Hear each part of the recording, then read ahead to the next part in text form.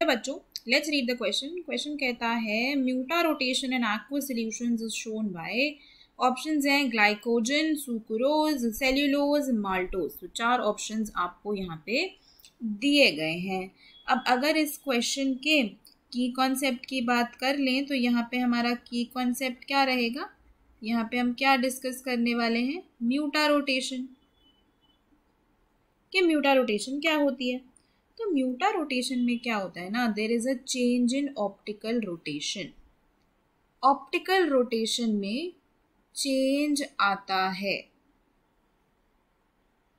मतलब जो आपकी दो एनोमेरिक फॉर्म्स होती हैं अल्फा एंड बीटा, उनके बीच में एक इक्विलिब्रियम एस्टैब्लिश होता है, वो इंटर कन्वर्ट कर जाती हैं। तो ये इंटर कन्वर्जन जो होती है इसी को हम क्या बोलते हैं, म्यूटा रोटेशन। तो इसमें क्या होता है, change in equilibrium between the two anomers और the two anomeric form. Anomers क्या होते हैं, जिनके फर्स्ट कार्बन पे डिफरेंस इन कॉन्फ़िगरेशन होता है। अगर एक कार्बन पे नीचे OH ग्रुप लगा हुआ है तो दूसरे कार्बन पे ऊपर OH ग्रुप लगा होगा, तो ये आपकी अल्फा बीटा एनोमेरिक फॉर्म्स होती हैं। तो ये जो अल्फा और बीटा एनोमेरिक फॉर्म्स हैं ये क्या करती हैं, जब ये इंटर कन्वर्ट करने लगती हैं तभी हम कहते हैं कि म्यूटा रोटेशन होगी। एक और बहुत इंपॉर्टेंट चीज कि म्यूटा रोटेशन कौन दिखाता है और कौन नहीं दिखाता।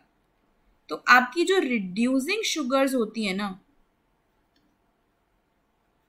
जो रिड्यूसिंग शुगर्स होती हैं वो तो म्यूटा रोटेशन दिखाती हैं, क्योंकि उनके पास फ्री कीटोनिक और फ्री एल्डिहाइडिक ग्रुप होता है। लेकिन जो नॉन रिड्यूसिंग शुगर्स होती हैं,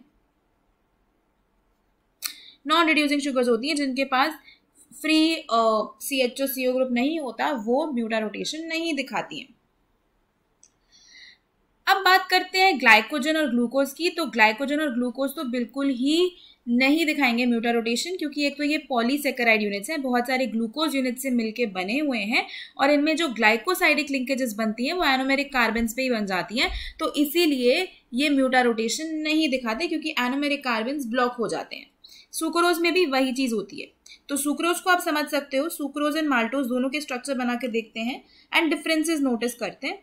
तो अगर हम यहाँ पे सुक्रोज का स्ट्रक्चर बनाए तो सुक्रोज में आपके पास एक ग्लूकोज यूनिट होती है और एक फ्रक्टोज यूनिट होती है। तो ये आपका ग्लूकोज का यूनिट हो गया, यहाँ पे ग्लाइकोसाइडिक लिंकेज बनती है और ये आपका फ्रक्टोज हो गया। अब इसका स्ट्रक्चर कैसे बनता है, देखो यहाँ पे होता है CH2OH, यहाँ ऊपर भी होता है CH2OH, यहाँ नीचे OH होगा, ऊपर OH होगा, जहाँ पे कुछ नहीं है वहाँ पे हाइड्रोजन लगा होगा, यहाँ पे OH है, फिर यहाँ पे OH है, फिर यहाँ पे OH है, और फिर ऊपर CH2OH है।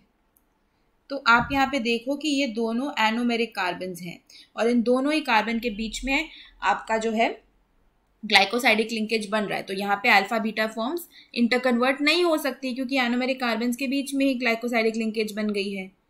अब अगर वहीं पे हम बात कर लें माल्टोज की, तो माल्टोज में 2 ग्लूकोज यूनिट्स होती हैं। माल्टोज में 2 ग्लूकोज यूनिट्स होती हैं और इसमें ग्लाइकोसाइडिक लिंकेज कुछ इस तरीके से बनती है। ये आपका O हो गया, फिर यहाँ पे ये कुछ इस तरीके से होगा, ये आपका जाएगा यहाँ यहाँ ऐसा, ठीक है। अब यहाँ पे इधर नीचे OH, इधर भी OH, ऊपर OH, ऊपर CH2OH, और इस केस में वही नीचे OH, ऊपर OH,